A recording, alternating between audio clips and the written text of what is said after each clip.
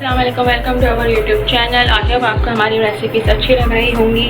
हमारे चैनल को लाइक कीजिए, शेयर कीजिए, सब्सक्राइब कीजिए। आज की जो रेसिपी है वो हम बनाने जा रहे हैं पास्ता कबाब, और इसके लिए जिन इंग्रेडिएंट्स की ज़रूरत है वो मैं आपको दिखा देती हूँ। हाफ पैकेट था पास्ता का, उसे बॉईल कर लिया है। ये तकरीबन समझ लीजिए 200 ग्राम्स जो है ये पास्ता है। 4 आलू हैं जिनको मैंने बॉईल कर लिया है। 2 मीडियम प्याज है जिनको बारीक चॉप कर लिया है। 1 मीडियम शिमला मिर्च है जिसको भी चॉप कर लिया है बिल्कुल बारीक बारीक। 2 मीडियम टमाटर है उनको भी चॉप कर लिया है। 2 टेबल स्पून पुदीना है, 2 टेबल स्पून धनिया है और 2 टेबल स्पून हरी मिर्च है जिनको बारीक बारीक क्यूब्स में कट कर लिया है।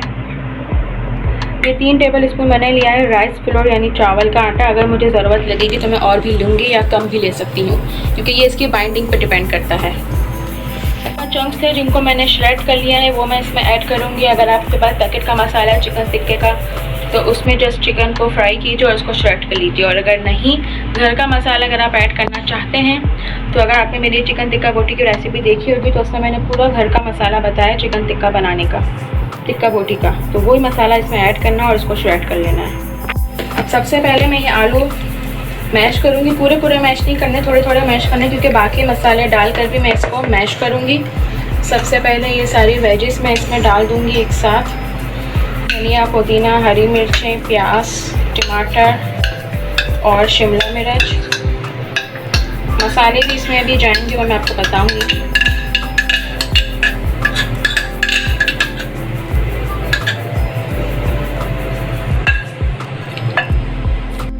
नॉर्मली हम जब पास्ता बनाते हैं तो हम इसे ऑयल लगा कर रख देते हैं ताकि ये बाइंड ना हो, लेकिन अभी मैंने इसको ऑयल नहीं लगाया क्योंकि अगर ये बाइंड भी हो जाएगा तो कोई इशू नहीं ही है, क्योंकि मैंने इसे बिल्कुल स्ट्रेन आउट कर लिया है। और अब मैं ये सारा इसमें ऐड करूँगी। पहले इसको अच्छे से मिक्स किया है मैंने।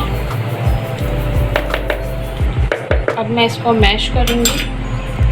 इस तरह से आलू मैशर से आपने ये सारी चीज़ें एक साथ मैश करनी है। पास्ता भी इसमें थोड़ा थोड़ा सा मैश हो जाएगा।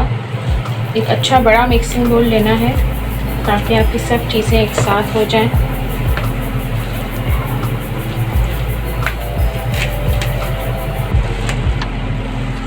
चिकन टिक्का चंक्स में तो मसाला है, अब मैं आलू और पास्ता के हिसाब से इसमें मसाला ऐड करूँगी। 1 टीस्पून मैं इसमें नमक ऐड करूँगी। 1 टीस्पून फुल कुटी लाल मिर्च, 1 टीस्पून फुल काली मिर्च,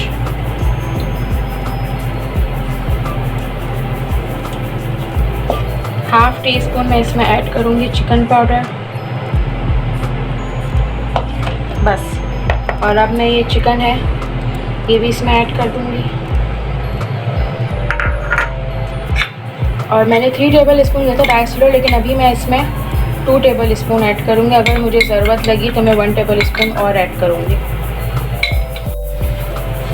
ये आप देख सकते हैं मिक्सिंग बहुत अच्छे से हो गई है। मैंने 2 टेबल स्पून डाला था राइस फ्लोर, अब इसमें मज़ीद राइस फ्लोर की ज़रूरत नहीं क्योंकि बहुत अच्छी सी इसकी बाइंडिंग हुई है।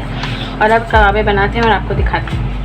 1 टेबल स्पून जो राइस फ्लोर रह गया था तो मैंने उसे डिश में बिछा दिया। मैंने एक प्लास्टिक शीट, जो क्लिंग शीट जिसे आप कहते हैं, वो बिछा दी है और उसके ऊपर थोड़ा सा राइस फ्लोर स्प्रिंकल कर दिया है ताकि ये पास्ता कबाब है, पास्ता थोड़ा स्टिकी हो जाता है तो ये चिपकेगी नहीं। जब हम इसे उठाने के लिए रखेंगे फ्राई करने के लिए तो ये चिपकेगा नहीं। तो आपने भी इस तरह करना। अगर क्लिंग शीट नहीं है तो कोई भी प्लास्टिक या बटर पेपर आप रख सकते हैं और इस पर मैदा या राइस फ्लोर या कॉर्नफ्लोर स्प्रिंकल कर दीजिए। अब ऑयल से हाथ अपने ग्रीस करने हैं इस तरह से, और एक स्मॉल पोर्शन जिस साइज़ की आपको कबाब चाहिए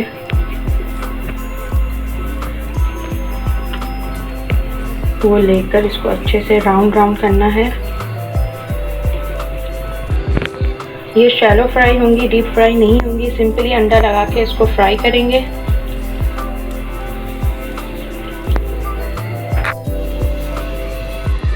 ये आप देख सकते हैं इस तरह से ये कबाब रेडी हो गई है। अकॉर्डिंग टू साइज़ आप अपने हिसाब से देख सकते हैं जितना बड़ा आपको कबाब का साइज़ रखना हो, बट आई थिंक ये आइडियल साइज़ है। ये इस तरह मैं रखती रहूँगी। अगेन ऑयल से हाथ ग्रीस करना है और इस तरह से आपने एक पोर्शन लेना है और इसको कबाब बनाने हैं। अच्छा, मिक्सिंग हमारी हो गई थी, कबाब रेडी हो गई थी। जिस रेशो का मैंने आपको जो तरीका बताया है कि जो भी मैंने क्वांटिटी बताई है मसालों की, आलू की और पास्ता की, उस हिसाब में आपकी 25 कबाब आराम से बन जाएंगे। 25 से 26 कबाब ईज़िली बन जाएंगी। बाकी मैंने फ्रीज़र करने रख दी, ये भी फ्रीज़ कर दी थी और ये मैंने निकाली है और अब आपको फ्राई करके दिखाते हैं। अंडा लगा के आपने कबाब फ्राई करनी है। ये शैलो फ्राई होगी, डीप फ्राई नहीं होगी। अंडे में मैंने just pinch of salt add किया है और कुछ नहीं डालना।